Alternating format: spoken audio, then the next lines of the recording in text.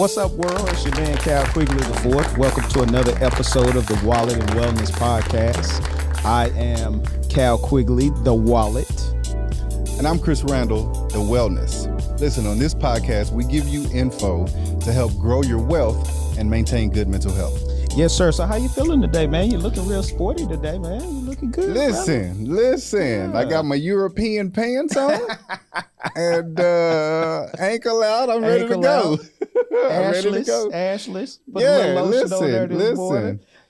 All the melatonin, the melanin spots are, flowing today. Gotcha. Like it's like you getting the sheen here. Yeah. You getting the sheen here, and I'm just kind of like beaming. That's what I call Willie beaming. Screaming Willie beaming.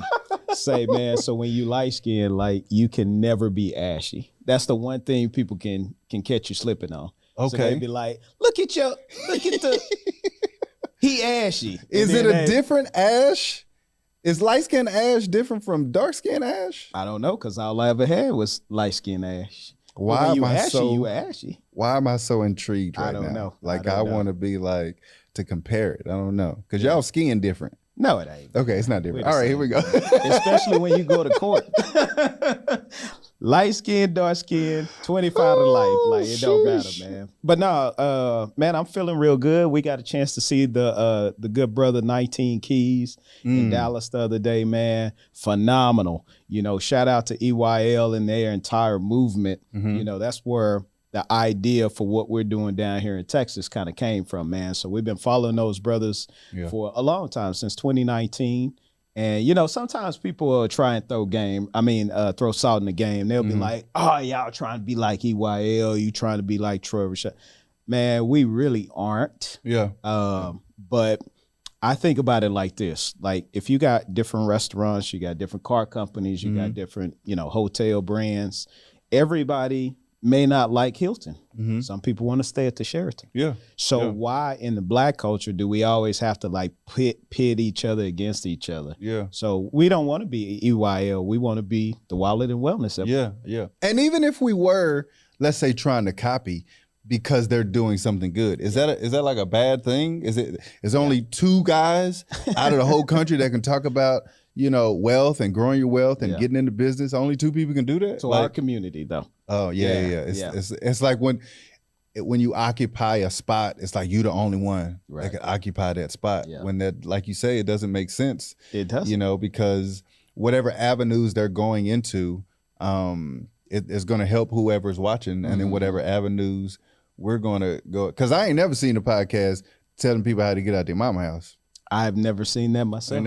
I've never Check the seen AI that. and make sure see if that's in there. Yeah. So I think it's good.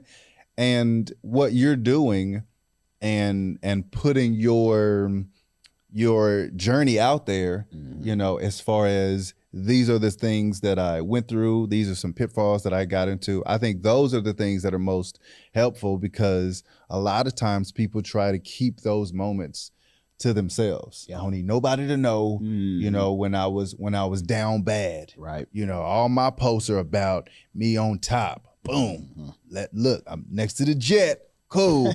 But who, I don't know nobody with a jet, I don't. So it's important, it's important to be like, okay, cool. How you get to the jet though? Yeah. And I think those are the things that, we're doing. So I think, when you have someone that looks like you, or that, came from the same area or same background, those kind of things, I get a lot of veterans that'll come up to me and they're like, bro, I seen the podcast, or I saw you talk, and I'm trying to figure out how to get it like you now that I'm out of the military. Yeah. And so just going back to the whole conversation around EYL, like those guys aren't veterans, so maybe they can't speak to veterans like I can. People have never lost a father, so they can't speak to that like you can. Yeah. You know what I mean? And so Black people, well, whoever, because sometimes we'll blame Black people for a lot of stuff. We do. And sometimes it's not Black people, it's those plants that they put in there. You know what I mean? Even when you look historically back to the Civil Rights Movement, they would plant people in that movement to do certain things so that they could say, oh, when the black people out there, no, it was this cat over here that the CIA hired that actually, threw the pipe bomb and started the riot, So we got to stop blaming our people. But at the same time, we got to stop aiming our arrows at each other. Yeah. Because, like Keys was saying the other night, in order for our culture to move forward, it's going to take some people that are willing to be out in front and take those arrows for everybody else, but everybody else has to continue coming forward. Yeah. It makes no sense for us to be doing what we're doing, and we're the only ones winning off of it. Yeah. So, take the information, chew it up, and do what you can with it so you can get to where you're trying to get. Yeah. I think there's a lot of times where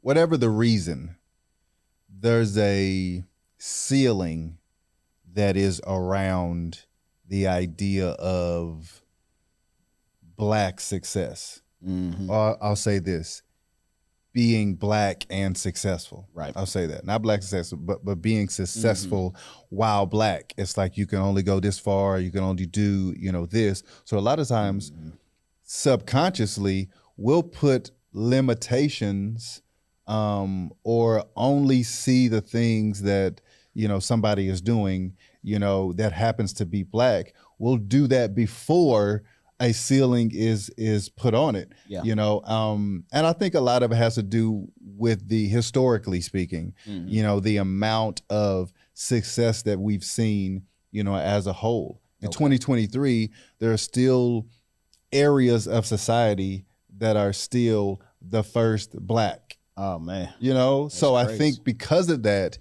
we are, at least in this country, kind of used to us only getting so far. So it kind of brings up all of these subconscious things that we don't really know is happening.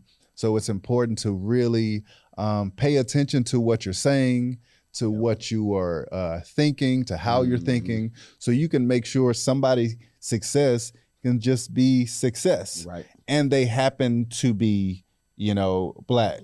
So I think, even in the language, the things that we say is important, but I can be extra. I'm extra and I'll take things to heart. Well, you're a trained actor, so they made you extra. That's, it's a little truth to that, but I think it's important, so. Yeah, on camera, you like a real suave and cool, collected guy, but like off the camera, he's Dame Dash little cousin. So what if he turn this stuff over? I do turn up. Turn up. We have to specifically, kind of tweak my mic so it can hit those loud peaks. But that's just so the show won't go off the rafters a little bit, because I'll be like, listen, so tell me what you were saying. I be doing all kinds of stuff. Oh, man. So earlier we were talking about, and shout out to the brother, Tyler Perry, man. Tyler Perry, man. Bought BET. BET and VH1. And VH1? And VH1. Oh, and then like silently. Yeah. It was like real like, hey, by the way, you whoop whoop. And it's like, what? And the big part about it is, to me, or one of the big parts, he did it on the back of Medea. And the thing that is important to me is because there are plenty of people out there, Black, white, whoever, who didn't really see that happening. You're gonna do these little Medea movies, and Tyler Perry his and da, not knowing that this stuff is making money and he is doing smart things with his money. Yeah, man. That's the thing that's like, he's in the running to buy BT. And you like, Tyler Perry got enough money to buy BT? Sure do. I'm terrible at voices, I tell you. That's the thing where it's like, don't let something that's a small beginning to you, make it seem like, it's not going to be, are you going to, like, steps. I remember I heard Tyler Perry on a, I guess, interview talk about stop messing up your money. You're in these negotiating rooms and you're like, yes. I want this amount of money. Yeah. And if they say no, then you out. And he's like, stop doing it. Take the money that they're giving you and then say, if this is successful, then for round 2, season 2, whatever, this is what I'm looking for, and step up the negotiation process. So that's the thing that's like, wow, that was a good piece of advice. There's a tactic within negotiations. There's an acronym that we use. It's BATNA, right? Best alternative to no agreement. And that's essentially what he's teaching people. He's just like, hey, maybe there's a price that you're not willing to take at all. And if they say that price, then you got to have some self-respect, right? But at the same token, you have to be able to understand, like you said, hey, this deal may be the one that opens the door. And then from there, you're going to show them who you are. And then they're going to say, okay, Kevin Hart. Perfect example, right? Kevin Hart's first movie, he talks about it publicly, didn't make a whole lot of money. And then, now he's a mega superstar. And the reason why is because he took a little short on the front, but now he's getting it all back. Yeah. And when we think about as an entrepreneur, when we start our companies and we get an opportunity to get a contract with, say, a Coca-Cola or, a Nike or something like that, we're like, oh, I need to hit a home run on this one. But it may not be that contract that actually gets you the bag. It may be taking a smaller contract because now you can put them on your portfolio. Right. And then when the next person comes around, they're like, well, I figured Coke probably paid you $2 million, so we're gonna go ahead and offer you $3 million. And in the real, you're like, actually, I'm paying Coke to be on there. You know what I'm saying? Yeah. So, but I mean, that's one of those things we have to think about as entrepreneurs. Yeah, it's big. Wouldn't it be nice to just lay in bed with your loved one and smell an incredible scent of breakfast being prepared by your own personal chef? Well, let's make this a real situation. Book Chef Monte.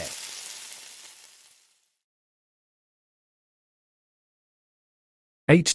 Clothing Company stock is now on the rise and is quickly evolving as a major influencer in fashion, by becoming a multifaceted brand that the smartest investors are keeping on their radar for 2023. For a relatively young company, H. is now forming strategic relationships with major brands to become the next big thing in fashion. And if you don't know, well, now you know. Urban design has always been at the forefront of any major design company. The influence is loved and respected worldwide. Everywhere you look, people are looking for the current new trend in fashion to look their flyest. Hence, the slogan of H. Come be fly with us.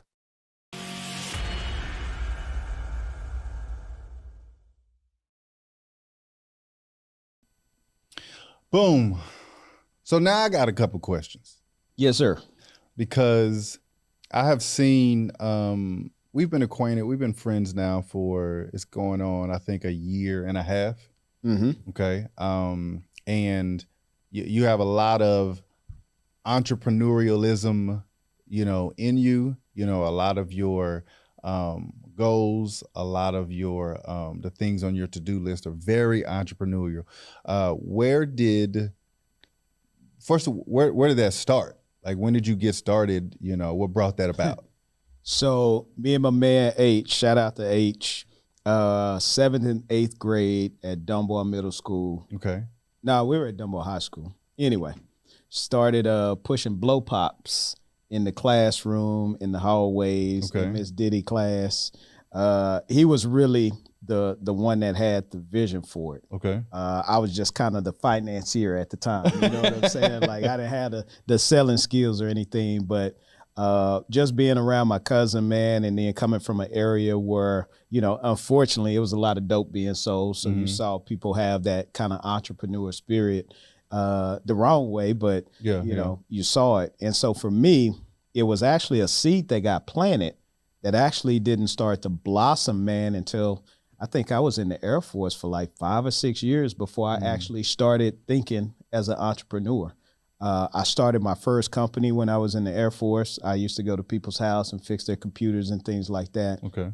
So, Best Buy, y'all stole my idea with the Geek Squad. I was Geek Squad back then. And from there, you know, I was always taking college classes. I think I said that on a previous episode. Mm-hmm. Been in school forever, right? Just one of the things that I like to do is learn. And I started writing for a capstone project for my bachelor's degree. Okay. And I came up with this idea for a food service that could go on base to the military bases and deliver food. So you have to remember, this is after September 11th. We had been attacked, so they changed a lot of rules on base. Back in the day, you could sit up in your dorm room, order a pizza, and it'll come to your door. Yeah. After September 11th, they were like, well, you can't come on base. You got to go to the front gate, go get your food, you know. So if you've been drinking a little bit, like, this is just a bad look, right? Yeah, yeah. And so I wrote this paper, came up with the idea for what became Cousins Delivery. And from there, I wrote the paper. One of my professors was very interested in it. This is back in 04, right? 04, 05. And so he was like, man, this is a really good idea. If you want to do it, I'll help you. Okay. And I'm like, I'm good. I'm just trying to graduate, bro. Like, give me an A. That's all I need from you. And he was like, nah, he just kept, you know, saying it. And so finally I called my man H, and I was like, hey, I got this idea I came up with, man. Take a look at it. Cause he's somebody that I always trust. You know, we go back and forth on everything that we do together. And he saw it and he was like, bro, that's it right there. He was like, when you, I was living in DC at the time. He was like, when you coming back to Texas? And I'm like, seriously? He was like, this is it. We can make $1 million off of this. And so I'm like, okay. He my guy. He always give me really good advice. So I was like, all right, man, I'm starting to think about this now. So I sent him some information, man. No lie. We put the entire company together in about 6 months. Okay. But like the marketing and all of that stuff, he may have done it in 2 or 3 days. So having a good, team and having a good synergy with your team is a really important piece. And so he sent me all of that, and I'm like, man. And at the time, he was printing up shirts and doing a couple other things. And so he's like, man, seriously, like, we can do this. And so, man, I started praying to God, and I was just going through some personal stuff at the time. And man, I woke up one morning and I was like, if you want me to do this, God, like, send me a message. And he's like, fool, I already sent you like 20. What else you want, you know? Yeah. But man, I packed up my Mercedes. I sold all of my stuff. I literally drove back to Texas, and we started Cousins Delivery in 2006.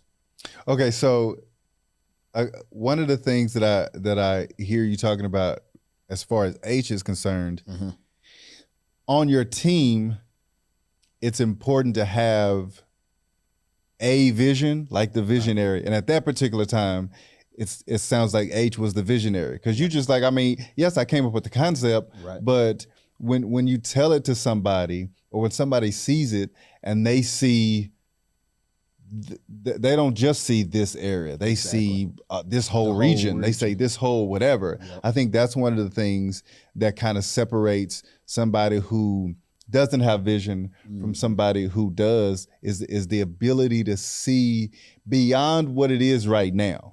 That's the thing, with a lot of different, something that you can think of that you think is small. Oh, that's small. Geek Squad. Somebody gonna come and help you with your computer. You like, what possibly could I need help with from my computer? That's one of the things that I love about Apple. I know people always talk about Apple is, you know, their phones are too pricey, and they're, you know, the thing that they create is community. When you go get a phone at the Apple store, they also give you the opportunity, especially if you're coming from Android. If you're, why you pointing at me when you no, said because that? I'm talking to you. Okay, I'm talking to you. I'm not going to Apple, bro. No. I'm not you. Stay with whoever you with. But the point is, they don't let you feel like you have to figure it out by yourself. It's not hard, but they say, hey, we got a class at 1:00 for people who just got a new iPhone and their first time iPhone users. I didn't know they do classes. They do, bro. Like it's a lot of older people or people who are just first time. They'll just go through, this is how you do your messages. This is where the settings are. This is the thing. Well, how do I blah, blah, blah? Nope. So you go here, you do this. Like, it is amazing that they'll take you and put you under their Apple wing and just say, let's teach you why, even if it's propaganda in there, let's teach you why this is a better device, because on your older device, you could do this. Let's show you how you could do. Like, it is amazing. Classes for everything. They have classes to teach you how to use the phone app. Wow. They have classes to teach you how to do things. If it's your first Apple computer, they have classes to teach you how to move around on the computer, how to do this, how to do that. So it's that thing that is visionary, where it's like, no, we need to set ourselves apart by doing this. The whole way they set up the Apple Store is amazing to me, because you don't have to go in there to buy a phone. You just want to go play with the stuff. Actually, I ain't gonna lie, I've been in a couple of hours. No, you like, I'm just in here playing around. It's like a lounge. Yeah, it's like a lounge. It's real lounging. So what I hear in your story, H, being that guy to say, no, you're looking at this as like some project. Right. No, I'm looking at this like, this is a business. This is a revenue stream, for us. Yep. This is how we gonna get from this level to this level, So, all right, Cousins delivery. And then you did that for how long, and then moved on to what? Like, what happened? We did Cousins delivery from 2006 to 2008. The recession came, hit us pretty hard. And so we shut down shop. A lot of the restaurants we were delivering from, went out of existence. So we're like, all right, we got to reload. So H and I went back to our respective corners, figured out, the next move that we were going to make. I was getting married at the time and, had my daughter and all of those kind of things. But he kept like pulling on me, and I appreciate him so much for this. He kept pulling on me like, bro, we got to come up with the next thing, man. So I'm in the lab. I'm trying to figure out the next thing. And then that's when I came up with Reforming Academics. Okay. So the RAP program was a nonprofit that we started. And so through that, what we did is we got contracts with the community college and then with Fort Worth ISD. And so that was an after-school program where we were giving people, very similar to what we do with Quantum Prosperus, just practical information. At that time, we were working with middle schoolers and high schoolers, and then, first-time and college students, those kind of things. And so then that kind of went, we technically still have the Reforming Academics program. We don't do as much as we used to with it. But, that was the next thing that happened. And so, again, H was right there with me. He was like, man, let's figure this thing out. We ate off of that for a while. That turned into, that was a good one. That was wow. It's the Mix Show, the Imperial Mix Master JP. Check me out every Saturday night from 6 to 8. For sure. 214-431-5032. Fishbowl Radio Network, FBRN.US. Check me out every Saturday night. Fishbowl Radio Network, FBRN.US. FBRN.US. The Imperial Mix Master JP. The Mix Show. Check us out. The Quantum Prosperus financial firm serves as a catalyst for men of all races. It celebrates diversity to shatter the barriers of financial limitations, recognizing that the collective strength of different races and cultures enriches the entire community.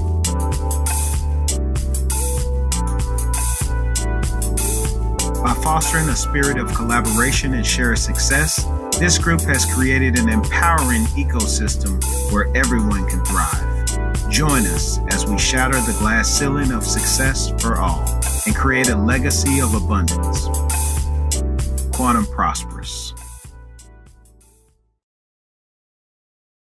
Okay, so we talked about a little bit of, back in the day, starting, getting to where you are now. Yep. Now we got QP, Quantum Prosperus. Quantum Prosperus. So what's going on with that? What's the future, look like? So when we built Quantum Prosperus, it was right as the pandemic came on. Okay. And, we wanted to be able to teach people how to invest in crypto and stocks, understanding, the stock market. Real estate at the time was real heavy, so we added that. That's something that we've been doing for a long time as well.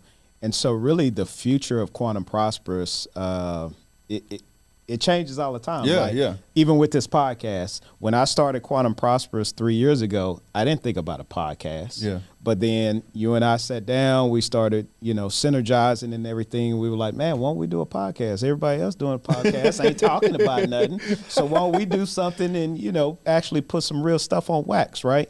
And so when I think about the future of Quantum Prosperous, I would say maybe, of course, growing our memberships and then getting to the point where we can teach people how to go and get their Series 7 so that they can create financial advisor offices in our communities. Okay, pause. Now tell us what that is. Yeah.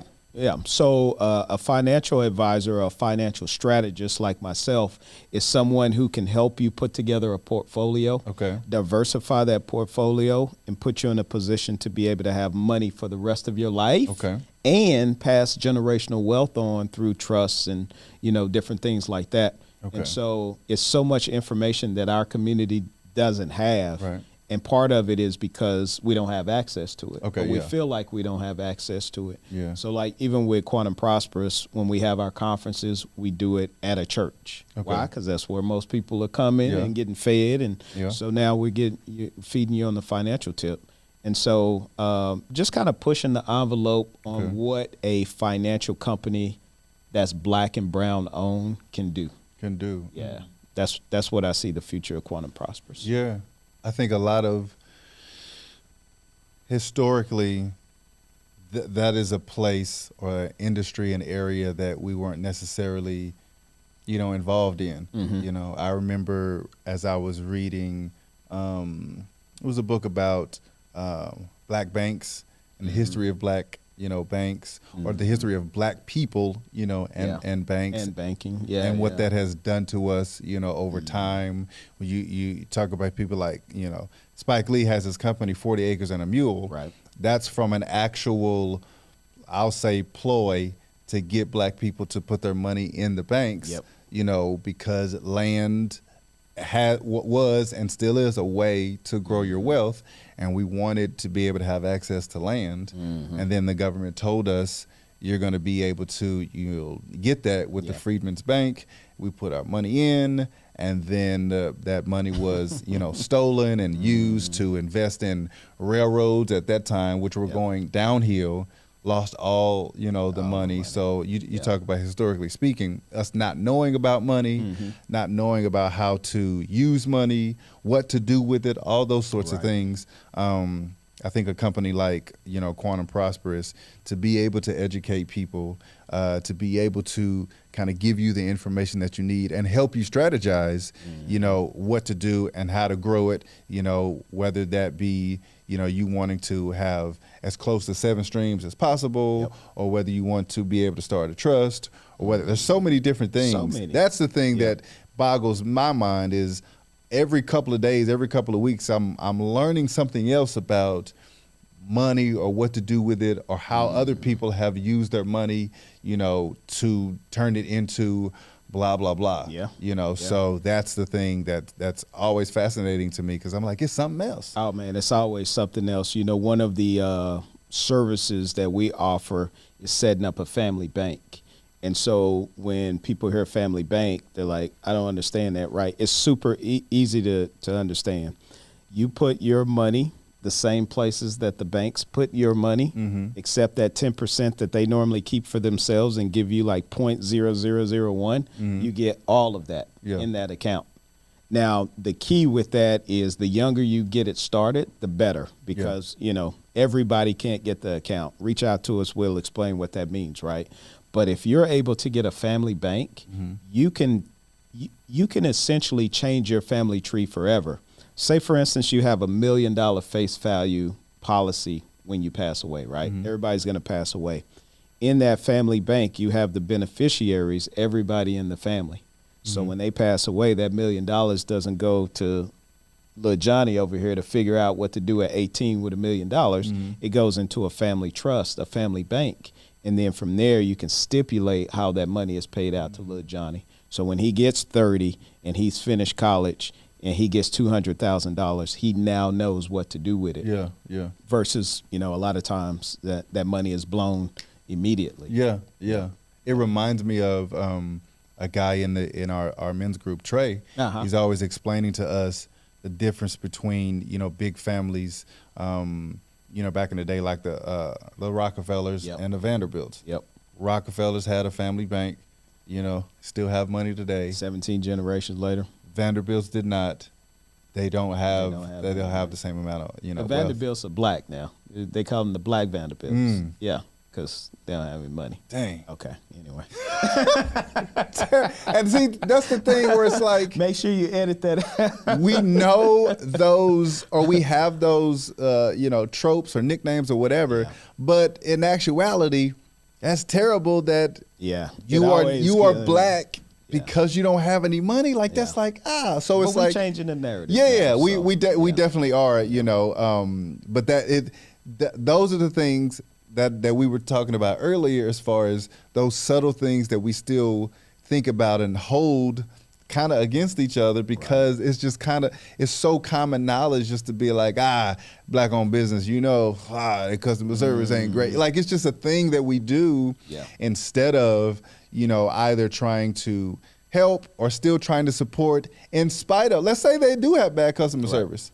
They still make chicken, so you can still go buy, some chicken or do whatever. So it's just certain things that I think we have to do to really continue to support ourselves. If they have bad customer service and you know how to do good customer service, why don't you go in there and help them? Yeah. Tell them, hey, give me a contract. I'm going to help you guys get your customer service set up. Yeah. We have in our community the greatest amount of skill set that gets wasted and lost because we're not willing to work with one another.